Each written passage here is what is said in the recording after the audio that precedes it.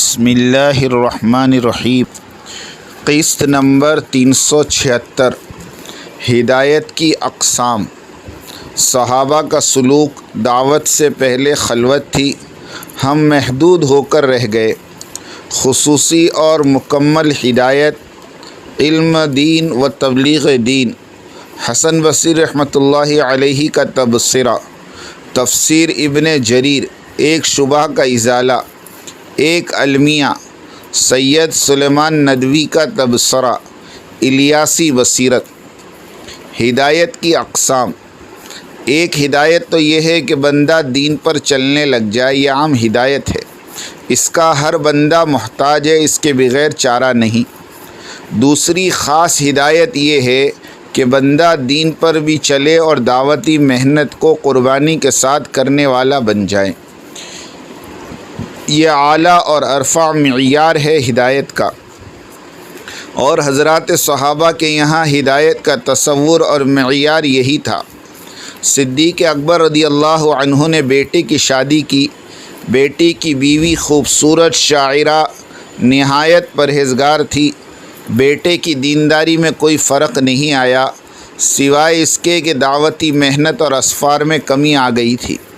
صدیق اکبر بیٹے کو نصیحت کرتے رہے، لیکن کچھ اثر ہوتا نظر نہ آیا، تو بیٹے سے کہا کہ بیٹا، دنیا کی حور سے آخرت کی حور افضل ہے۔ اشارہ تھا کہ طلاق دے دو، یعنی صدیق اکبر کی نگاہ میں انفرادی دینداری کوئی خاص اہمیت نہیں رکھتی تھی۔ ان کے یہاں اصلی ہدایت کا تصور دعوتی محنت کے بغیر ادھورا اور نامکمل تھا۔ صحابہ کا سلوک۔ صحابہ کرام کا سلوک بھی یہی تھا کہ ہر سالک اپنی ذات سے داعی الی اللہ ہوتا تھا۔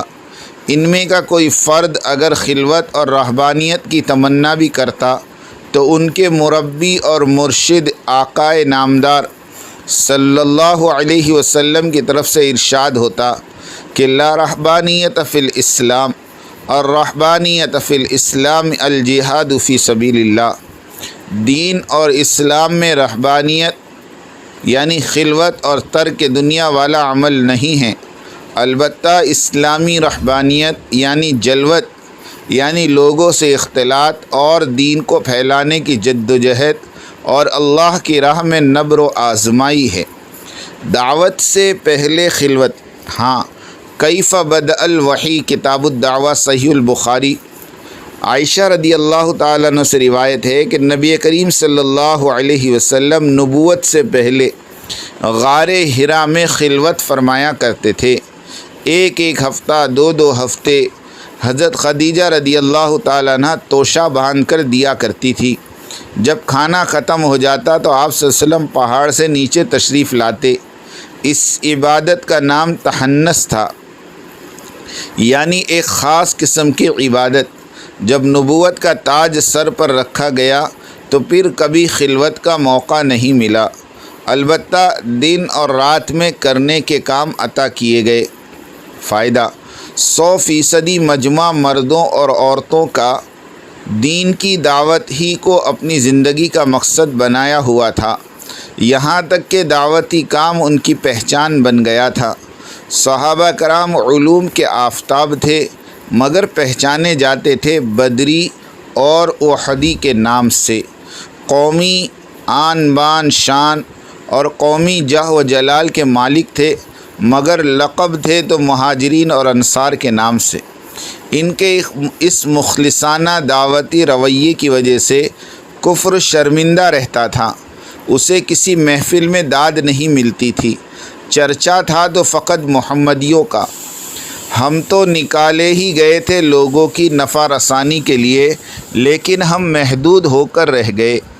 اپنی عبادت، اپنی ریاضت، اپنی تجارت، اپنا مکان، اپنی زندگی، اپنے بال بچے اس کے ہو کر رہ گئے، یعنی اپنی انفرادی زندگی کی ادھوری ہدایت تک ہی محدود ہو کر رہ گئے، اور اس عمومی ہدایت کے لیے وعظ و نصیحت اور صحبت صالحین کافی ہے، اور ہماری سوچ بھی یہیں تک محدود ہو کر رہ گئی۔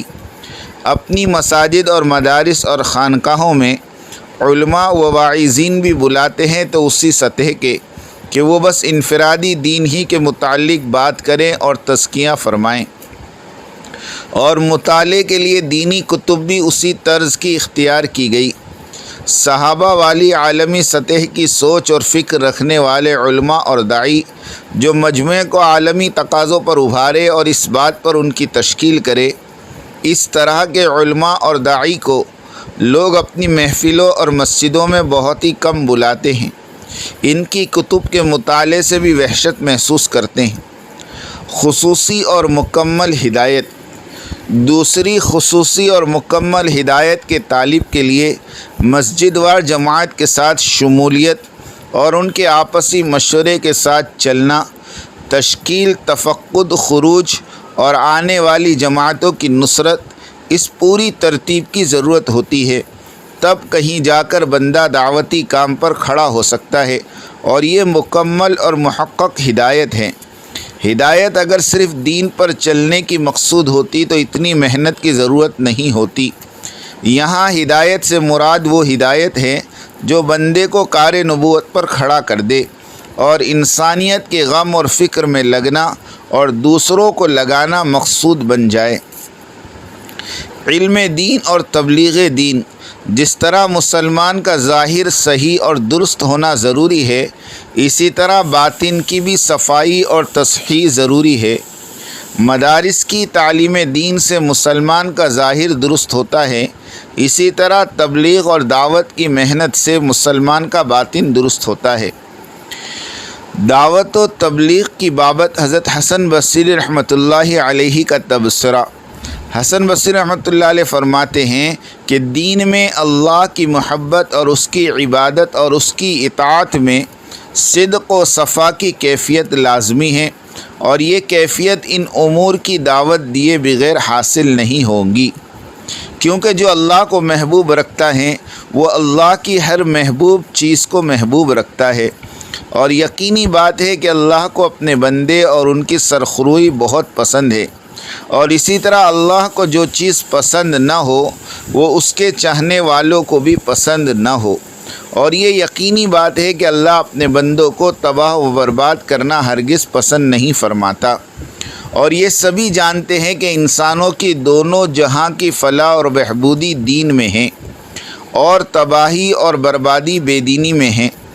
اس ساری بحث کا خلاصہ یہ ہے کہ ہمارا داعی اللہ نہ بننا اور دعوت کے کام کو نہ کرنا ہمارے محب اللہ ہونے یعنی اللہ کو چاہنے والا ہونے کے دعوے کو بالکل غلط ثابت کرتا ہے۔ مذکورہ بالا فتویٰ اور تبصرے کو بار بار پڑھیں۔ حضرت ابن جریر رحمۃ اللہ علیہ فرماتے ہیں کہ اللہ تعالیٰ اپنے نبی کا ذکر کرتے ہوئے فرماتے ہیں کہ اے محمد صلی اللہ علیہ وسلم کہہ دو کہ یہ میرا راستہ ہے، یعنی یہی دعوت اللہ اور یہی طریقہ جس پر میں گامزن ہوں، وہ یہ کہ میں اللہ کی وحدانیت اور اس کی عبادت کی طرف بلاؤں، اور ان کا بھی یہی راستہ ہے جو میرے متبعین ہیں۔ ایک گمبھیر شبہ کا ازالہ۔ اکثر علماء کرام کی کتابوں میں اور خود ادارے کی ویب سائٹ پر کسی مستفتی کا سوال کا جواب دیتے ہوئے لکھا گیا ہے کہ دعوت و تبلیغ کا کام کرنا مستحب ہے۔ وضاحت: یہ فتویٰ 1300 سالہ قدیم ہے۔ یہ اس وقت کا فتویٰ ہے جب 100% مسلمان 100% دین پر عمل پیرا تھے۔ مسلمانوں کے عقائد، عبادت، معاملات، معاشرت سب کچھ درست تھے۔ علم اور علماء، زاہدین اور پرہیزگاروں کا دور دورہ تھا۔ اسلام اور مسلمان حاکم تھے۔ اگر اس وقت کوئی مصلح اٹھ کر دعوت و تبلیغ کی آواز لگائے تو اس دعوتی کام کو استحباب کا درجہ دینا درست تھا، اور یہ دور ائمہ کرام یعنی ابو حنیفہ اور مالک اور شافعی اور حنبلی رحمہم اللہ علیہم اجمعین کا دور تھا، یعنی دوسری صدی ہجری کا دور، اور یہ فتویٰ اس وقت کے زمانے کا لکھا ہوا ہے۔ لیکن اس زمانے کے مقابلے میں ہمارا یہ وقت بالکل اس کے برعکس ہے۔ مسلمان محکوم ہیں۔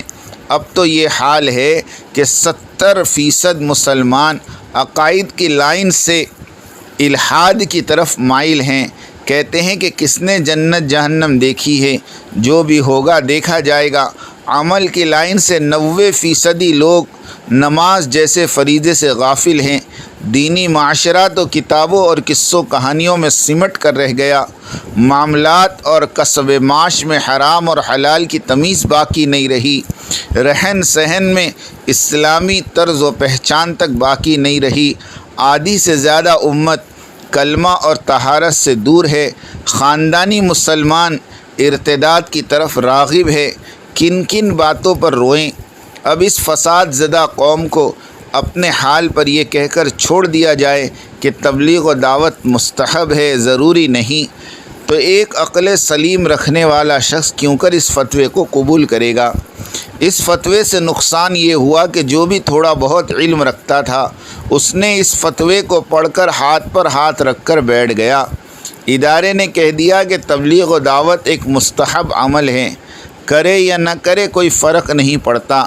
اس فتوے کو بہانہ بنا کر علماء کی آدھی فیصدی تعداد بھی دعوت و تبلیغ کی طرف نظر التفات نہیں کرتی۔ مسئلہ: اگر ساری امت تہجد گزار ہو جائے تو کیا نمازوں سے پہلے والی اذان دینی بند ہو جائے گی؟ جواب: ہرگز نہیں بند ہوگی۔ اسی طرح دعوتی محنت کا حال ہے کہ دعوتی کام بھی تو ایک چلتی پھرتی عملی اذان کے مانند ہے۔ ایک خطرناک المیہ، یہ ایک المیہ ہیں، تاریخ کے صفحات پلٹ کر دیکھیں۔ اسلامی ہند تو 6000 کلومیٹر طول و عرض پر پھیلا ہوا تھا، لیکن اسلام اور اسلام کی تعلیم اور اسلامی زندگی صرف یو پی کے ضلع مظفر نگر اور دہلی کے آس پاس تک ہی سکڑ کر رہ گئی تھی۔ اس کو باہر نکلنے کا بہت ہی کم موقع ملا، اس لیے کہ اس اسلامی زندگی کو لے کر جنہیں یعنی علماء کو باہر نکلنا تھا اور ایک ایک فرد امت کو اس اسلامی زندگی سے آشنا کرانا تھا، ان سے یہ ذمہ داری پوری نہیں ہوئی۔ ان کے تساہل کی بڑی وجہ یہی فتویٰ تھا کہ دعوت و تبلیغ کرنا مستحب ہے، ضروری اور واجب نہیں۔ اس لیے ان کے بڑوں نے انہیں اس بات کی فکر ہی نہیں دلائی۔ وہ کیوں کر فکر و دعوت و تبلیغ دلاتے جبکہ وہ اس کام کو ضروری ماننے اور اسے وجوب کا درجہ دینے تیار ہی نہیں تھے۔ مستحب کام پر کون اپنی بسی بسائی ترتیب زندگی کو داؤ پر لگاتا ہے، جس کی وجہ سے 95% اسلامی ہند کے لوگ کلمہ نماز جیسی بنیادی باتوں اور اہم فریضوں سے بھی محروم رہے۔ کون انہیں کلمہ سکھاتا؟ سکھانے والے تو دہلی، مہرولی، گنگو، تھانہ بھون، رائے پور، دیوبند وغیرہ کی بستیوں میں ہی محروس ہو کر رہ گئے تھے۔ یہی ان کی اپنی دنیا تھی، اس کے باہر سے انہیں کوئی تعلق ہی نہیں رہا تھا۔ امت مسلمہ کے ساتھ بدسلوکی کا یہ دور 1-2 دہائی تک کا نہیں تھا، بلکہ تقریباً 350 سال تک رہا۔ یعنی حضرت شاہ ولی اللہ صاحب دہلوی رحمۃ اللہ علیہ کے زمانے سے لے کر سن 1924 تک، اس دوران کتنی پیڑیاں کلمہ نماز کے بغیر دنیا سے چلی گئی۔ سن 1926 میں حضرت مولانا الیاس صاحب رحمۃ اللہ علیہ نے اس عمومی دعوت و تبلیغ کی محنت شروع فرمائی، اور اس وقت بھی بڑے فتوے بازی چلی کہ الیاس صاحب کو کیا ہو گیا کہ میواتی جاہلوں سے نبوی کام لینے بیٹھ گئے۔ ان ھذا لشیء عجاب، یہ تو ایک عجیب بات ہے۔ عرض دراز تک علماء کرام کو کبھی یہ کام منشرح ہی نہیں ہوا۔ اس بات سے اندازہ لگایا جا سکتا ہے کہ مولانا الیاس صاحب رحمۃ اللہ علیہ کو پہلی سہروزہ جماعت بناتے بناتے 10 سال لگ گئے۔ سن 1936 میں پہلی سہروزہ جماعت نکلی۔ ہمارے یہاں لیسٹر شہر میں حافظ محمد صاحب گجرات انڈیا رہتے تھے، وہ اس پہلی سہروزہ جماعت میں شامل تھے، اور وہ یہ سارا واقعہ بہت مزے لے کر سناتے تھے۔ ابھی اللہ کو پیارے ہو گئے رحمۃ اللہ علیہ۔ یہ دعوتی کام ایسے ہی آسانی سے ہم تک نہیں پہنچا۔ اس دعوتی محنت کے پیچھے بڑوں نے قربانیاں دی ہے، بہت روئے ہیں، بہت تڑپے ہیں، بہت دنیا اجاڑی ہے، بھوک پیاس برداشت کی ہے، تب جا کر یہ کام ہم تک پہنچا ہے۔ اس لیے ساری دنیا کی تباہی کو برداشت کیا جا سکتا ہے، لیکن یہ کام اور اس کا مرکز اور مرکز نظام الدین کا تقدس اور وہاں کی عمارت پر ذرہ برابر بھی آنچ آ جائے تو ہمارا وجود اور ہماری زندگی بیکار ہے۔ اسی مبارک کام کی برکت رہی کہ 90 برس کی محنت نے ہند سندھ ہی نہیں بلکہ سارے عالم کو لپیٹ میں لے لیا۔ بقول حافظ پٹیل صاحب نور اللہ مرکزہ کے کہ پورے عالم کی وائرنگ ہو گئی۔ مولانا سید سلیمان ندوی رحمۃ اللہ علیہ کا تبصرہ فرماتے ہیں کہ صحابہ کا تزکیہ اور تصوف 3 چیزیں تھیں: دعوت و نبر و آزمائی، نماز اور قرآن۔ زوال کے بعد لوگوں نے ان 3 چیزوں کے 3 متبادل تلاش کر لیے: مجاہد نفس، اوراد و وظائف اور تصوف کا لٹریچر، اور پھر مکھیاں مارتے بیٹھ گئے۔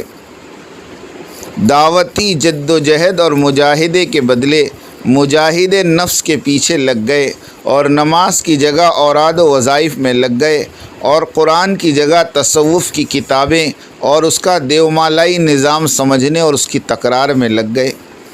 صحابہ کے تزکیہ اور تصوف سے 4 فائدے ہوتے تھے۔ نمبر 1، اسلام پھیلتا تھا۔ نمبر 2، اسلام حقیقی شکل میں موجود رہتا تھا، یعنی شرک اور بدعت سے پاک۔ نمبر 3، معاشرہ 100% کتاب اور سنت پر چلنے کا عادی تھا۔ اور نمبر 4، داعیانہ اور مضبوط ترین امت تیار ہو رہی تھی، اس لیے کہ ان کا تصوف علی منہاج السنہ و سیرت الطیبہ تھا۔ بعد والوں کا تصوف پہلے والوں کی مانند اصلی شکل پر باقی نہیں رہا، بلکہ اس میں رہبانیت اور یونانی فلسفہ اور مجاہدات کی مبشرات وغیرہ مل کر سیرت طیبہ سے دور نکل چلا، اور بعد والے تصوف سے 4 نقصان لاحق ہوئے۔ نمبر 1، دین پھیلنا بند ہو گیا۔ نمبر 2، دین کی اصلی شکل باقی نہیں رہی۔ نمبر 3، دینی معاشرہ باقی نہ رہا۔ اور نمبر 4، افراد ابھرنے اور چمکنے لگ گئے، اور افراد کے معتقدین نے اپنی اپنی نئی پہچان بنائی اور جمی بسی امت کو توڑ پھوڑ کر رکھ دیا۔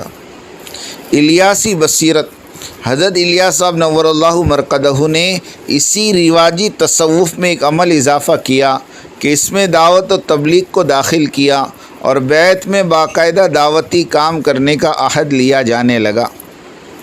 پھر سے حقیقی تزکیہ اور تصوف صحابہ کی بنیاد رکھی گئی، لیکن قدر نرمی اور حکمت کے ساتھ، اس لیے کہ اس وقت کا قدیم ماحول اس کی اجازت نہیں دے سکتا تھا کہ مکمل طور پر سیرت طیبہ کا نفاذ ہو۔ اب موجودہ دور اتنا کارساز ہے کہ اعلانیہ طور پر سیرت طیبہ کی طرف امت مسلمہ کو متوجہ کیا جائے اور کیا گیا، اور قرن اول کے دعوتی کام کے ذریعے قرن اول کے تزکیہ اور تصوف کو سنوارا جائے۔ عوام مقناطیس کی مانند ہے، اس طرز سیرت طیبہ کی طرف کھینچے چلے آ رہے ہیں۔ الحمدللہ سیحونی ایجنٹوں کو سیرت طیبہ والی ترتیب سے خوف اور خدشے کی وجہ سے انہوں نے فتنہ خبیثہ پاکستانی عالمی شورا کو پیدا کیا، اور انہی عمارت والی مرکز نظام الدین والی تبلیغ کے پیچھے لگا دیا، اور مالی تعاون کیا اور خوب مال دیا، اسباب ان کے تابع کر دیے۔ پھر شورائیت نے دینی اداروں کے ٹھیکیداروں سے راست باز کی، اور ادارے والوں نے شورائیت کا ساتھ دیا۔ فتووں کے ذریعے، رسائل کے ذریعے، تقاریر کے ذریعے، موجودہ طرز دعوت پر شبہ ظاہر کرنے کے ذریعے قریب تھا کہ فتنہ خبیثہ الیاسی دعوت کو نگل جائے، لیکن اللہ تعالیٰ نے اس فتنے کے تعاقب میں اپنے بندوں کو کھڑا کیا، اور بندے اس کی توفیق سے پہاڑوں کی مانند ڈٹ گئے، اور پھر اللہ کی مدد اور نصرت ہوئی کہ یہ فتنہ جس تیزی سے اٹھا تھا اسی تیزی سے دفن بھی ہوتا گیا۔ مثل مشہور ہے، ہاتھی نکل گیا دم باقی رہ گئی۔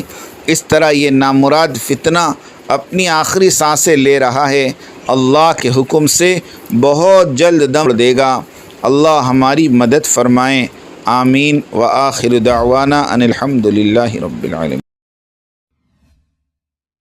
میری بات توجہ سننی پڑے گی، بہت توجہ سننی پڑے گی۔ تم بات کو غلط مطلب نکالو گے اپنے ذہن سے، اور میرے ذہن میں جو مطلب ہے اس پہ غور نہیں کرو گے۔ یہ بڑی مصیبت ہے اس زمانے میں۔ بجائے جو میں چاہتا ہوں اس طرف توجہ کرنے کے اپنے دماغ میں جو کچھ لیے بیٹھے ہو اس کو غلط رخ پر لے جاؤ گے. سنو غور سے. بات کو سمجھنے کے لیے سب سے پہلے آدمی اپنے ذہن کو اور اپنے برتن کو اعتراض اور تردد اور اشکال سے خالی کرے. اس لیے کہ اگر کسی بات کو بھی مفہوم مخالف اور کسی بات کو بھی کسی دوسرے عمل کی تردید یا اس کی تنقیص یا اس کی افادیت کو کم سمجھنے کے سوء ظن کے ساتھ سنا گیا، نفع کی باتوں سے نقصان ہونا یقینی ہے. اس لیے سب سے پہلے ہم اس کی نیت کریں پوری بات سنیں گے، آگے پوری بات نقل کریں گے. آدھی سننا یہ بھی دین و دعوت کے لیے ناقص، اور آدھی بات کا نقل کرنا یہ تو بڑے فساد کا ذریعہ ہے. اس لیے